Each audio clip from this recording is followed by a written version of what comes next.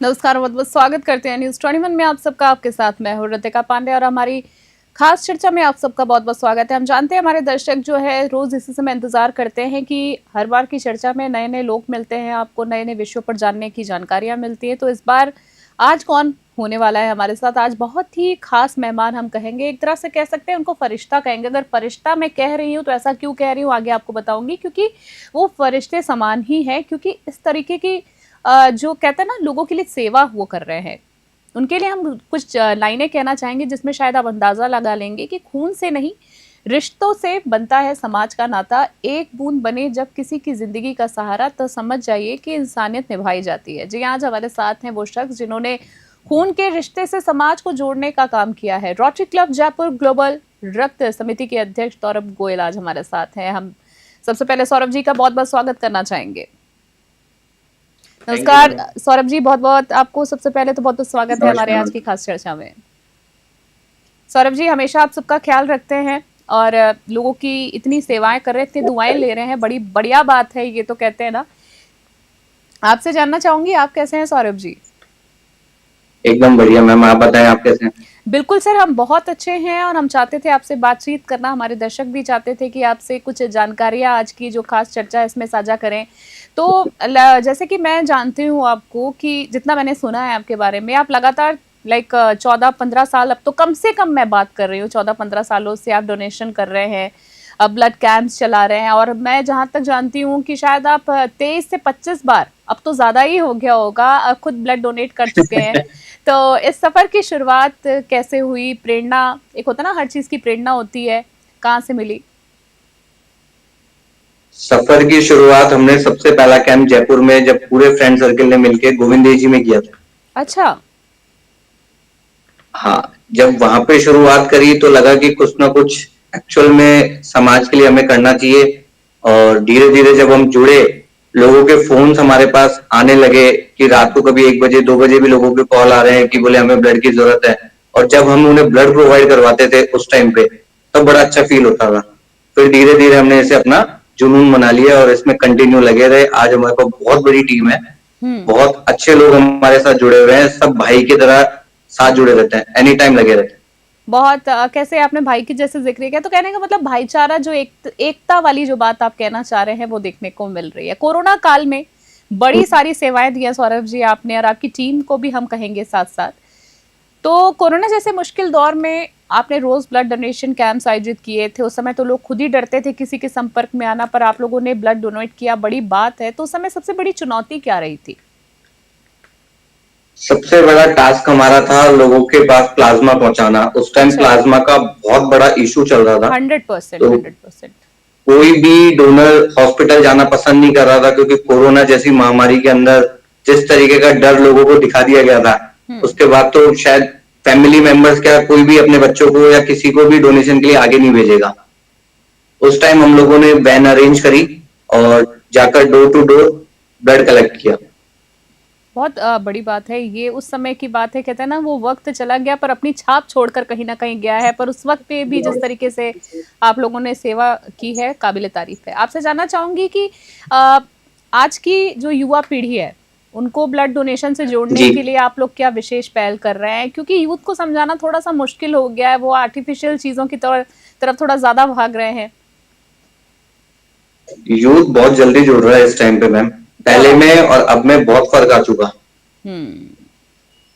पहले तो क्या है, पेरेंट्स भी जल्दी से अलाउड नहीं करते थे, कुछ ना कुछ बीमारी का बहाना बनवा देते थे, कुछ भी हो जाता था। लेकिन आजकल यूथ बहुत जल्दी ब्लड डोनेशन के लिए आगे आ रहा है। हमारे पास बहुत सारे लोग जुड़े हुए हैं, जो काफी अभी नए लोग जुड़े हैं, जो अभी रेगुलर 4-4 महीने से कैंप्स में या फिर जाके हॉस्पिटल्स में जाके डोनेट करते हैं।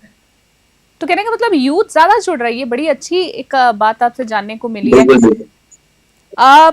आपसे ये भी जानना चाहूंगी, अभी जैसे कि आप प्रोग्राम्स की बात कर रहे हैं, यूथ की बात की है, तो अग्रसेन जयंती पर भी कुछ हालिया कैंप कुछ होने वाले हैं, ऐसा कुछ हमने सुना है। तो उसमें जी जी, क्या कुछ है? 14 सितंबर को हम लोग विद्यानगर में 13 समिति अग्रवाल समाज की 13 समितियों को लेकर एक बड़ा ब्लड कैंप करने जा रहे हैं। तो उसमें इसके लिए हम लोगों ने हमारी तैयारियां शुरू कर ली है। काफी ब्लड बैंक्स को हम लोगों ने उसमें इनवाइट भी किया है। अच्छा, उसमें गवर्नमेंट भी ब्लड बैंक है और प्राइवेट ब्लड बैंक भी। तो लाइक वहां पे कितने गैदरिंग हम मान सकते हैं, कितने लोग अभी तक मतलब अभी तक इसमें भी कुछ रजिस्ट्रेशन वगैरह हम लोग होता है? जो हम लोग हमारी टीम के साथ टारगेट लेके चल रहे हैं वो 700 से लेके 800 यूनिट का टारगेट लेके चल रहे हैं। हम्म। और इतने सारे जो है आप लोगों के पास जो अभी कह सकते हैं ब्लड अवेलेबल है, स्टॉक अवेलेबल है? मैम स्टॉक तो क्या ब्लड ब्लड बैंक्स में अवेलेबल है, लेकिन अभी इतना नहीं है क्योंकि गर्मी के अंदर लोग बाग देना कम पसंद करते हैं। हम्म, ठीक है। इसीलिए हम लोग कुछ कैंप्स इसलिए टाइम टू टाइम अरेंज करते रहते हैं ताकि जिनको स्टॉक जरूरत हो मेंटेन किया जा उनको सके। टाइमली हाँ अरेंज हो जी, सके। अरेंज बहुत अच्छी एक बात है। पहले के टाइम में जैसे एक थोड़ी सी बात जानना चाहूंगी कि एक्सीडेंट होता था, ईश्वर ना करे किसी का हो, पर अगर इस तरह के एक्सीडेंट के केसेस वगैरह आते हैं, पहले भी आते थे, तो पहले से अब में क्या चेंजेस आए हैं आपसे जानना चाहूंगी। पहले बड़े चक्कर काटने पड़ते थे कि भाई खून की जरूरत है, अब क्या थोड़ा सेवाएं बदली है? सेवाएं तो वैसी ही हैं, लेकिन बस फर्क ये होगा कि ब्लड बैंक्स बहुत बढ़ गए हैं। अच्छा। इसीलिए क्या लोगों को चक्कर कम काटने पड़ते हैं। भाई ओके। मोस्टली हॉस्पिटल्स में या आप मान लिए मोस्टली जगह लोगों ने ब्लड बैंक्स ओपन कर लिए हैं। तो हम्म। सबके कहीं ना कहीं कोई संगठन से जुड़ा हुआ होता है, तो या कोई किसी डायरेक्टली ब्लड बैंक्स वालों के टच में रहता है, तो ठीक है। या तो फैमिली डोनेशन हो जाते हैं और या फिर कुछ ब्लड बैंक्स वाले डायरेक्टली एक्सीडेंटल के टाइम पे इमरजेंसी में ब्लड प्रोवाइड करवा देते हैं। आप लोगों से कोई जुड़ना चाहे, कोई कांटेक्ट करना चाहे, किसी को भी जरूरत है, मान लीजिए खून की जरूरत है, जी तो कैसे कर सकते हैं? कोई कांटेक्ट नंबर वगैरह देना चाहें, कुछ एड्रेस वगैरह, हमारी बिल्कुल जनता के काम बिल्कुल, आए। आप मेरे नंबर ले सकते हैं। मेरा नंबर है 9799827291। आप मुझे 24 आवर्स कभी भी कॉल कर सकते हैं। सौरभ गोयल के नाम से आप इनसे, इनका नंबर है सौरभ जी का, आप इनसे कभी भी संपर्क कर सकते हैं। आपको या किसी भी जरूरतमंद को अगर खून की आवश्यकता है तो। ब्लड डोनेशन से रिलेटेड भ्रांतियों के बारे में अब मैं थोड़ा सा बात करना चाहूंगी, इसको अच्छे से क्लियर कीजिए। अब जैसे कि ये सुना जाता है कि भाई ज्यादा खून दोगे तो शरीर में कमी हो जाएगी, अगर कोई HIV पेशेंट है तो उससे खून लेना चाहिए या नहीं लेना चाहिए, बहुत सारी ऐसी भ्रांतियां हैं सर। क्या है, इसको बहुत अच्छे से क्लियर कीजिए कि लोग डरे नहीं। कुछ लोगों को लगता है कि हम डायबिटिक पेशेंट हैं, हमारे थायराइड है, हमारी मेडिसिन चल रही हैं, तो हम ब्लड डोनेट करना चाहते हैं लेकिन कर नहीं पाते। अगर आप प्रॉपरली किसी भी ब्लड बैंक में जाएंगे तो गवर्नमेंट के अगर गाइडलाइंस आप रीड करेंगे, ऑनलाइन भी सर्च करेंगे, तो आपको पता चलेगा। अगर आप रेगुलर मेडिसिन ले रहे हैं किसी भी बीमारी की, जैसे थायराइड हो गई, आपका शुगर हो गया, तो आप अगर रेगुलर मेडिसिन ले रहे हैं तो आप इजिली ब्लड डोनेट कर सकते हैं। अच्छा, अगर कोई मेडिसिन चल भी रही है तो भी कर सकते हैं, कोई इशू नहीं है? हाँ भाई तब तो कर ही सकते हैं, लेकिन लोगों की कुछ भ्रांतियां होती हैं कि हमारी मेडिसिन चल रही है, मेरे शुगर डिक्लेयर हो गया, मुझे बीपी है, मुझे थायराइड है, तो मैं ब्लड डोनेट नहीं कर सकता। तो वो लोग भी ब्लड डोनेट कर सकते हैं अगर वो लोग प्रॉपर ट्रीटमेंट ले रहे हैं तो। अगर कोई बहुत ऐसी इलाज से जूझ रहा हो जो थोड़ा सा ज्यादा, लाइक अगर मैं बात करूं HIV पेशेंट्स के बारे में, बहुत ज्यादा मतलब कहा जाता है कि जो HIV पेशेंट है उनका खून लेना चाहिए या नहीं लेना चाहिए, मतलब अवेयरनेस है, पर आप थोड़ा ज्यादा अच्छे से क्लियर कर पाएंगे। HIV पेशेंट्स का ब्लड नहीं लेना चाहिए, तो वो ऑलरेडी इन्फेक्टेड होते हैं। और जैसे एलर्जेटिक है, एलर्जेटिक भी जब तक एलर्जी की मेडिसिन चल रही है तो उससे, अगर आपकी किसी चीज की भी शरीर में एलर्जी है और आप एलर्जी आपके 6 महीने बाद खत्म हो जाती है, तो कम से कम आपको साल भर का वेट करना चाहिए। साल भर नहीं, बाद आप ब्लड डोनेट करने के लिए बिल्कुल अगर मान रेडी है। लीजिए स्किन में किसी तरीके की किसी को भी अगर स्किन में किसी से रिलेटेड कोई ब्लड लाइक इन्फेक्शन हुआ है तो उसको 6 महीना रुककर खून देना चाहिए, आप ये कहना चाह रहे हैं? बिल्कुल बल्कि ये कहना चाहूंगा कि कम से कम साल भर वेट करें, साल भर बाद आप ब्लड डोनेट करिए। एक टैटू को अवॉइड करिए। जो हम लोग आजकल फैशन के तौर पे, बहुत युवा पीढ़ी जो टैटू यूज कर रही है, तो वो ब्लड डोनेट नहीं कर पाते साल भर तक। तो कम से कम आप लोग टैटूज अवॉइड करिए, क्योंकि टैटू एक ऐसी चीज है जो कैंसर का जल्दी सी कैंसर पार्ट है, ये मान के चलिए। जी बिल्कुल। और लोग अपने चेस्ट पर, अपने लाइक बैक पर, गले के पास लोग अपने बड़े बड़े टैटूज बनवा रहे हैं, कहीं ना कहीं अवेयरनेस के तौर बिल्कुल पर लोग बिल्कुल कह रहे हैं। तो आपका कहने का मतलब है कि टैटूज को भी थोड़ा सा अवॉइड करना चाहिए, और अगर कर रहे हैं तो ब्लड डोनेशन में टैटू थोड़ा सा बिल्कुल केयरफुल अवॉइड रहें। करने चाहिए। अगर आपको कैंसर जैसी बीमारियों से बचना है तो टैटू हमेशा आपको अवॉइड करना चाहिए। चलिए, बहुत अच्छी आपने एक जानकारी दी है। एक एक आखिरी सवाल इसी में और ऐड करना चाहूंगी कि अगर महिलाएं क्या अगर खून देती तो उनके शरीर में कमी हो जाती है?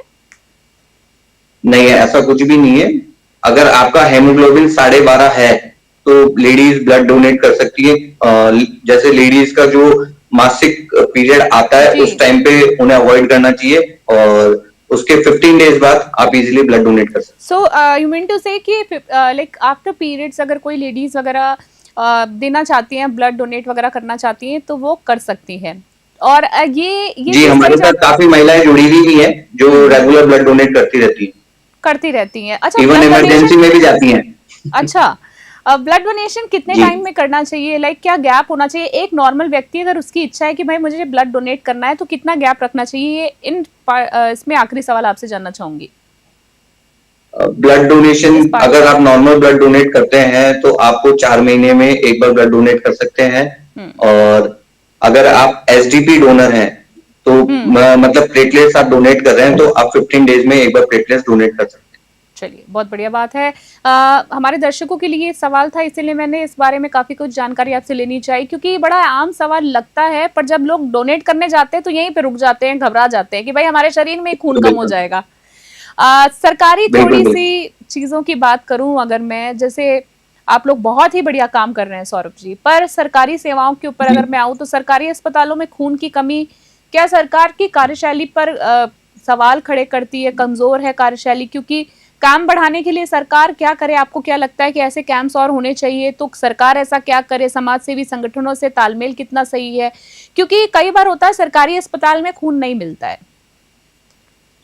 डेफिनेटली आपकी बात सही है, लेकिन अभी गवर्नमेंट ने कुछ स्टेप्स लिए हैं, जैसे कुछ मोस्टली जो एनजीओ हैं या फिर कुछ जो अभी नए ब्लड बैंक खुले हैं उन लोगों ने लोगों को गिफ्ट्स वगैरह देके लुभाना चालू किया है ताकि लोग बाग आए और ब्लड डोनेट करें। तो गवर्नमेंट ने ये सबसे बड़ा अच्छा स्टेप उठाया है कि इन चीजों को बिल्कुल बंद कर दिया है, गैर कानूनी कर दिया है। जी, ब्लड डोनेशन की बात चल ताकि रही क्या है। है, जो ब्लड प्राइवेट ब्लड कुछ प्राइवेट ब्लड बैंक हैं जो गिफ्ट देकर जिनको डोनेशन करवा रहे थे, तो वो लोग क्या है उस ब्लड को आगे जाके बेच रहे थे, ओ, तो उस पर काफी रोक लगी है। चलिए, ये एक बहुत अच्छा इनिशिएट अगर हम कह सकते हैं। ब्लड डोनेशन या ट्रांसफ्यूजन की बात करूं, सेवाओं के लिए सरकार अलग से कोई बजट नहीं देती है, तो आपको नहीं लगता है हाँ, कि अभी थोड़ा तक बहुत ऐसा कोई जनता बजट नहीं का? आया। हम भी सरकार से रिक्वेस्ट करेंगे कि कुछ ऐसा बजट पास करे कि बिल्कुल। इमरजेंसी के टाइम पे काफी बार हॉस्पिटल्स के अंदर पेशेंट्स को चक्कर काटने पड़ते हैं। गवर्नमेंट में तो बहुत बुरी स्थिति है, वो सबको ही पता है। तो वो प्राइवेट से वो लोग ब्लड लेते नहीं है और पेशेंट इधर उधर घूमता रहता है। अगर उन्हें प्राइवेट में इमरजेंसी में कहीं को कोई अप्रोच लगा के जाना भी पड़ जाता है तो उन्हें उसके लिए वो पे करना पड़ता है और उसके लिए वो बेचारे पे नहीं कर पाते। नहीं कर पाते हैं, बिल्कुल। आप तो बहुत करीब से देखते हैं, इसीलिए हमें भी लगा था कि ये सवाल इसलिए बनता है क्योंकि एक बहुत ज्यादा नहीं पर एक ठीक बजट जो एक होता है, अच्छा बजट जो है एक अलग से आवंटित होना जरूरी है, क्योंकि आए दिन जिस तरीके से सड़क हादसे हो रहे हैं, ट्रैफिक बढ़ता जा रहा है, ये एक बहुत बड़ा कारण है। एक आखिरी कोई मैसेज युवाओं को हमारे मंच के माध्यम से आप देना चाहें तो, किसी को भी कुछ भी मैसेज यही रहेगा जागरूकता के कि लिए। आप ज्यादा से ज्यादा ब्लड डोनेट करते रहिए, लोगों की जान बचाते जाइए। करके देखिए एक बार, आपको रियल में बहुत अच्छा लगेगा। किसी की मदद करना, हम किसी के ऊपर कोई एहसान नहीं कर रहे हैं, जी और जब उनकी दुआएं मिलती है ना, बहुत अच्छा लगता है, बहुत मजा आता है। जी, आपकी बातों में ये चीज देखने को मिली है, और आपको हम कहेंगे सौरभ गोयल जी, आपको और आपकी पूरी टीम को बहुत बहुत पहले तो शुभकामनाएं देंगे कि आप लोग बेहतरीन काम बहुत कर बहुत रहे हैं, धन्यवाद। समाज में अपना योगदान दे रहे हैं, और हम हमारे चैनल के माध्यम से चाहेंगे कि आप लोग ऐसे ही प्रगति करें। और फिर किसी चर्चा में सौरभ गोयल जी आपसे हम जल्दी मुलाकात करेंगे, फिर किसी नए अध्याय पर हम बात करेंगे। तो बहुत बहुत धन्यवाद देना चाहेंगे सौरभ जी का। तो देखिए, सौरभ जी से बात बहुत करके बहुत जानने धन्यवाद। को मिला कि जिंदगी बांटने से ही बढ़ती है, खून देने से ही रिश्ते गहराते हैं, और आज के मेहमान से हमने काफी कुछ सीखा है, हमें काफी कुछ सिखा गए, जिसमें खून की हर बूंद किसी की धड़कन बन जाती है। ये हमें जो है सीखने को उनसे आज की खास चर्चा में मिला है। तो अगले एपिसोड में मिलेंगे फिर एक नए मेहमान के साथ। तब तक के लिए देखते रहे और बने रहे News 21। फिलहाल की आज की चर्चा में इतना ही। जय हिंद, नमस्कार।